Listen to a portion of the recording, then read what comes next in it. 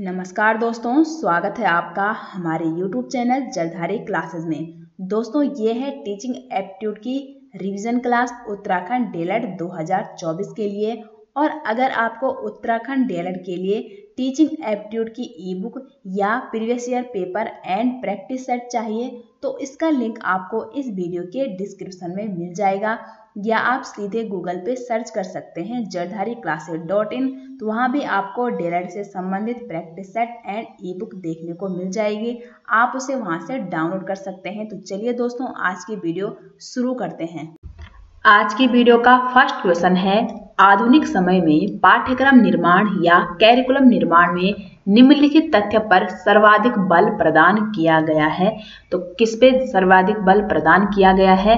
तो 1 का जो राइट आंसर है वो है ऑप्शन ए, छात्रों के सार्थक अनुभव पर। देखो, पाठ्यक्रम हम किसके लिए बना रहे हैं? छात्रों के लिए ही बना रहे हैं। इसलिए जो छात्रों की रुचि होगी, जो उनका अनुभव होगा, उन सभी के आधार पर हम पाठ्यक्रम का निर्माण करेंगे।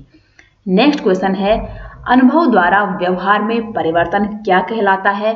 तो अनुभव द्वारा व्यवहार में परिवर्तन कहलाता है अधिगम या सीखना। तो 2 का राइट आंसर है यहाँ पे ऑप्शन ए। क्वेश्चन नंबर 3 है, खेल का मैदान किसके परिसर का आवश्यक तत्व माना जाता है? तो खेल का मैदान हम कहाँ बनाएंगे? स्कूल में ही बनाएंगे ना, बच्चों के लिए। ठीक है, तो 3 का जो राइट आंसर है वो होगा ऑप्शन बी, विद्यालय में।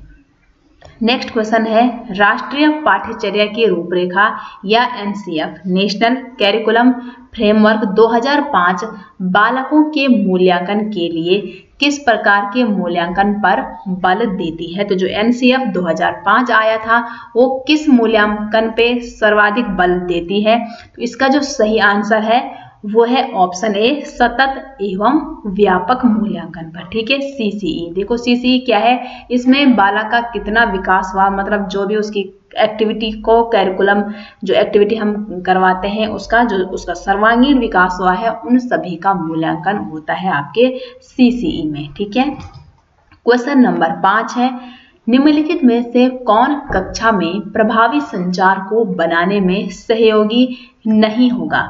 तो जो नहीं होगा यहाँ पे वो कौन सा होगा?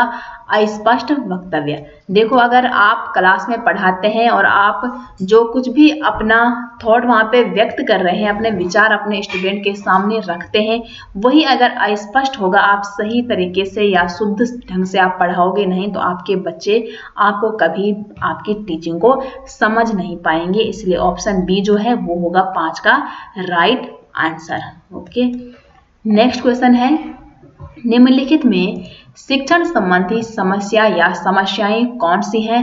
तो अगर दोषपूर्ण पाठ्यक्रम होगा वो भी क्या है? एक समस्या ही है शिक्षण में, क्योंकि हमने ऊपर पढ़ा कि जो हम कैरिकुलम निर्माण करते हैं वो छात्रों के अनुभव, उनकी रुचि क्या है उसके आधार पर करते हैं। तो दोषपूर्ण पाठ्यक्रम क्या है? यहाँ पे एक समस्या ही है। दोषपूर्ण शिक्षा पद्धति हो गया या शिक्षक का व्यक्तित्व। तो 6 का जो राइट आंसर है वो होगा ऑप्शन डी, उपरोक्त सभी यहाँ पे। ठीक है, क्वेश्चन नंबर 7 है, शिक्षण में भिन्न भिन्न शिक्षण विधि का प्रयोग करने से क्या होता है? अगर आप क्लास में डिफरेंट टाइप के टीचिंग मेथड का यूज करके अपने स्टूडेंट को पढ़ाते हैं तो इससे छात्रों का ध्यान केंद्रित रहता है। ठीक है, छात्रों को भली प्रकार समझ में भी आता है कि अगर आप एक ही टीचिंग मेथड से पढ़ाएंगे तो छात्र वहाँ पे बोर हो जाएंगे। इसलिए आपको क्या है, अलग अलग टाइप से वहाँ पे डिफरेंट टीचिंग मेथड का प्रयोग करना चाहिए। और अगर आप ऐसा करेंगे तो आपकी कक्षा की पढ़ाई है वो भी रोचक बन जाती है। तो 7 का राइट आंसर होगा यहाँ पे ऑप्शन डी। ठीक है, ये सभी। नेक्स्ट क्वेश्चन है, यदि कक्षा शिक्षण के दौरान बीच बीच में छात्रों को हंसने का मौका मिलता रहे या थोड़ा मनोरंजन होता रहे तो ऐसे में क्या होगा? तो ऐसे में क्या होता है, हमेशा पढ़ाई रोचक बन जाती है। क्योंकि देखो हमने हमेशा याद रखना है कि हम 1 से लेके 5 तक के बच्चों को पढ़ा रहे हैं, ना कि हम किसी 11th 12th या जो डिग्री कॉलेज में पढ़ते हैं या जो कॉलेज में पढ़ते हैं, नहीं। तो 1 से 5 तक के बच्चों को अगर हम कंटिन्यूअसली पढ़ाते हैं तो कहीं ना कहीं वो क्या है, छोटे बच्चे हैं, वो थक जाएंगे, बोर हो जाएंगे। इसलिए हमको बीच बीच में क्या है, उनको थोड़ा मनोरंजन भी उनका कराना चाहिए। तो इसलिए ऑप्शन बी होगा 8 का राइट आंसर। ठीक है। क्वेश्चन नंबर 9 है, विद्यालय आधारित मूल्यांकन की विशेषता क्या है? तो यहाँ पे आप ऑप्शन देख सकते हैं। तो 9 का जो करेक्ट आंसर है वो है यहाँ पे ऑप्शन डी। ये सभी जो ऑप्शन है, विद्यालय आधारित मूल्यांकन की विशेषता क्या है? यह व्यापक तथा सतत रूप से चलने वाली एक प्रक्रिया है और इसका प्रमुख लक्ष्य शिक्षार्थी को सुनियोजित अधिगम की ओर उन्मुख करना भी है और यह एक पारदर्शी प्रक्रिया भी है। नेक्स्ट क्वेश्चन है, विद्यालय आधारित मूल्यांकन होता है? तो विद्यालय आधारित मूल्यांकन जो होता है वो सदैव बहुआयामी होता है। तो इसलिए 10 का राइट आंसर है ऑप्शन ए। क्वेश्चन नंबर 11 है, वर्तमान में सर्वाधिक व्यापक शिक्षण सिद्धांत कौन सा है? तो सबसे ज्यादा जो सर्वाधिक यहाँ पे क्या है, व्यापक शिक्षण सिद्धांत है वो है करके सीखना। यहाँ पे करेक्ट आंसर हो जाएगा 11 का। ठीक है। देखो हम बच्चों को जब भी हम पढ़ाते हैं, उनको कुछ सिखाते हैं, तो हम सबसे पहले क्या बोलते हैं कि आप स्वयं भी करिए। जैसे प्रैक्टिकल हो गया, आप कुछ भी याद करते हैं तो ऐसा नहीं है कि हम जो आगे सैमपाठ पे लिखते हैं आप डिट्टो वही कॉपी पेस्ट कीजिए, नहीं। अगर जब तक छात्र कुछ खुद करके, लर्निंग बाय डूइंग जो है वो सबसे अच्छा तरीका है किसी भी बच्चे के लिए सीखने का। तो इसलिए ऑप्शन ए हमेशा राइट होगा यहाँ पे। क्वेश्चन नंबर 12 है, आईसीटी निम्न में से किसमें महत्वपूर्ण भूमिका निभाता है? तो यहाँ पे जो 12 है इसका सही आंसर है ऑप्शन डी कि छात्र शिक्षार्थी प्रबंधन हो गया, सामान्य प्रबंधन, स्टाफ प्रबंधन, इन सभी जो प्रबंधन है इनमें आईसीटी मुख्य भूमिका निभाता है। तो ऑप्शन डी होगा 12 का राइट आंसर। क्वेश्चन नंबर 13 है, निम्नलिखित में से पाठ्यक्रम का उद्देश्य क्या है? तो पाठ्यक्रम का उद्देश्य है छात्रों में सामाजिक गुणों का विकास करना और छात्रों में निर्णय लेने की क्षमता का विकास करना और छात्रों में प्रजातंत्र की भावना का विकास करना। ये सभी उद्देश्य हैं पाठ्यक्रम के। इसलिए 13 का राइट आंसर है यहाँ पे ऑप्शन डी। क्वेश्चन नंबर 14 है, योगात्मक परीक्षा के परिणाम किस प्रकार के होंगे? तो योगात्मक परीक्षा के जो परिणाम होंगे वो सदैव क्या होंगे, नकारात्मक होंगे या सदैव सकारात्मक या कभी सकारात्मक कभी कभी नकारात्मक या कहा नहीं जा सकता। तो जो योगात्मक परीक्षा है इसके जो परिणाम होते हैं वो कभी कभी क्या होते हैं, नकारात्मक होते हैं। वो क्यों होते हैं? वो इसलिए होते हैं कि जो समेटिव एग्जाम होता है या समेटिव जो इवोल्यूशन होता है वो होता है आपका जब आप साल के एंड में, जब आपने पूरे साल भर क्या है आपने अपने बच्चों को पढ़ा दिया और उसके बाद जो आप एवोल्यूशन करते हैं, उनका मूल्यांकन करते हैं, वो कहलाता है समेटिव एग्जाम। ठीक है। क्योंकि उसमें आप ना ही अपने बच्चों को कोई फीडबैक दे सकते हैं, ना ही आप उनकी कुछ हेल्प कर सकते हैं। अगर कोई बच्चा उसमें फेल भी हो जाता है और उसके कम मार्क्स आते हैं तो आप उसमें कुछ भी नहीं कर सकते हैं। इसलिए जो समेटिव एग्जाम है ये उतना अच्छा नहीं माना जाता है जितना फॉर्मेटिव इवोल्यूशन माना जाता है। क्योंकि फॉर्मेटिव जो इवोल्यूशन होता है उसमें क्या है, हम छात्रों को क्लास के साथ साथ ही उनको पढ़ाते हैं और जहाँ पे वो वीक होते हैं हम उनको अपना फीडबैक भी देते हैं। इसलिए ये निगेटिव माना जाता है क्योंकि ये क्या होता है, साल के एंड में होता है। क्वेश्चन नंबर 15 है, शिक्षक होने के नाते मैं अपनी कक्षा के उन विद्यार्थियों को पसंद करूंगा जो क्या होते हैं। तो यहाँ पे जो 15 है इसका सही आंसर क्या होगा, जो कक्षा में क्रियाशील होते हैं। तो एक टीचर जो है वो उसी बच्चे को अच्छा मानेगा, वही उसका फेवरेट होगा जो क्लास में क्या होता है, एक्टिव रहता है। ठीक है। क्वेश्चन नंबर 16 है, ग्रामीण क्षेत्रों के उत्थान का लक्ष्य होना चाहिए। तो क्या होना चाहिए? तो 16 का करेक्ट आंसर है यहाँ पे कि प्राइमरी एवं प्रौढ़ शिक्षा का प्रसार होना चाहिए। क्वेश्चन नंबर 17 है, शोध की प्रकृति कैसी होती है? तो शोध की जो प्रकृति होती है वो यहाँ पे शोध अपनी प्रकृति में वस्तुनिष्ठ और तथ्यात्मक होता है, ये भी करेक्ट है। इसकी प्रकृति बौद्धिकता, से युक्त एवं तार्किक होती है और इसकी प्रकृति पूर्वाग्रह से मुक्त होती है। तो यहाँ पे जो राइट आंसर होगा वो होगा ऑप्शन डी। नेक्स्ट क्वेश्चन है, वर्तमान आधुनिक शिक्षा एवं उसका स्वरूप क्या है। तो वर्तमान में जो आधुनिक शिक्षा है उसका स्वरूप क्या है। तो उसका स्वरूप है दोस्तों, छात्रों को दिशा देने में असमर्थ है। ठीक है, तो ऑप्शन डी होगा 18 का करेक्ट आंसर। क्वेश्चन नंबर 19 है, माध्यमिक शिक्षा से छात्रों में किसका विकास होता है। तो माध्यमिक शिक्षा से छात्रों में विकास होता है राष्ट्रीय दृष्टिकोण का, संवैधानिक अधिकारों का और कर्तव्यों का बोध उनको होता है। तो ऑप्शन डी होगा यहाँ पे 19 का राइट आंसर। नेक्स्ट क्वेश्चन है, अवलोकन विधि की कमियां निम्नलिखित में से क्या है।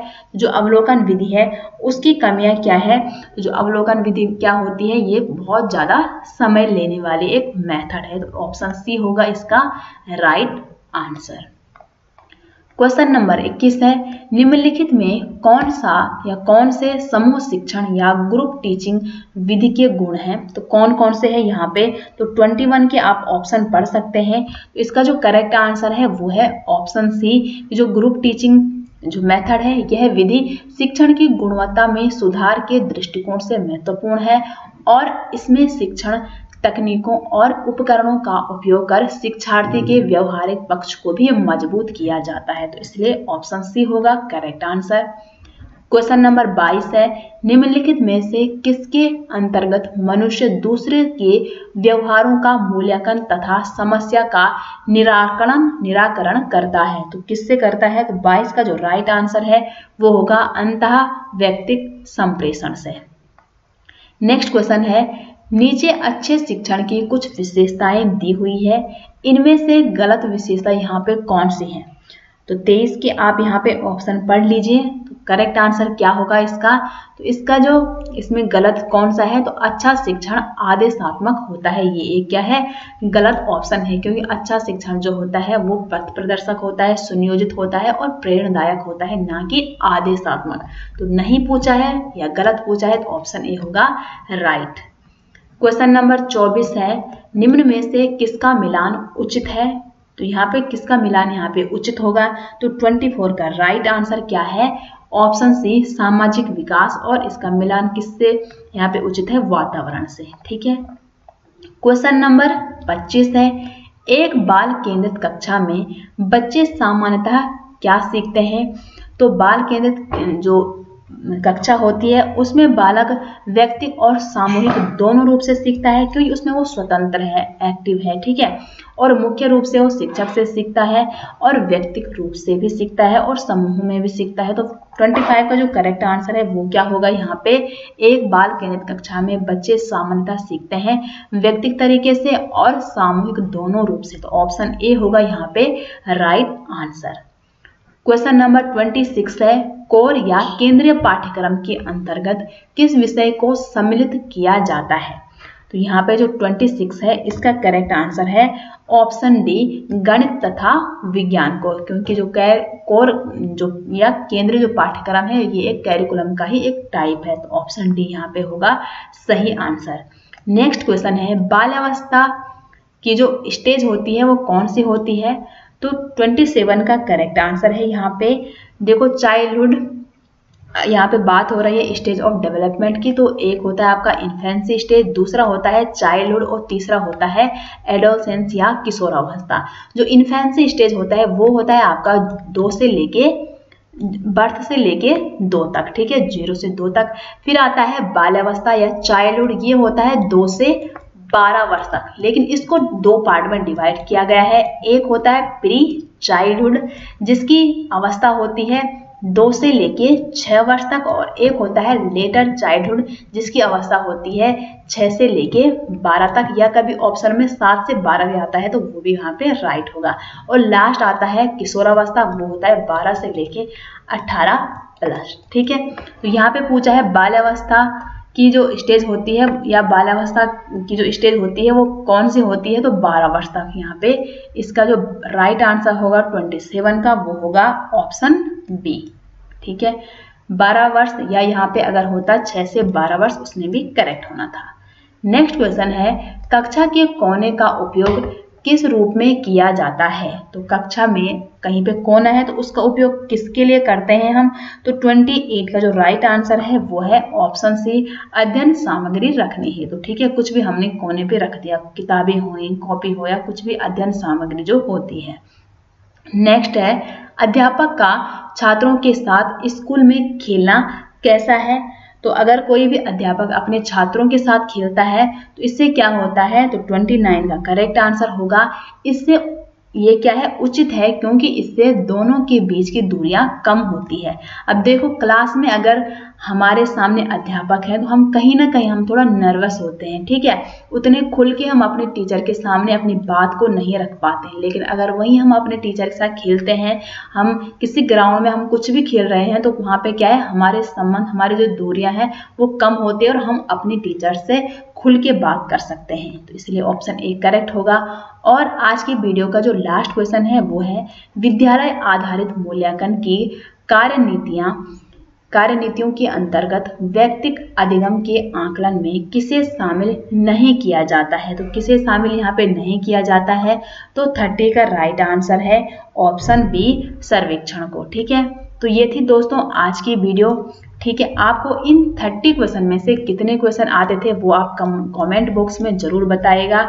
मिलते हैं आपसे एक नई इंटरेस्टिंग वीडियो के साथ, तब तक के लिए आप सभी का बहुत बहुत धन्यवाद।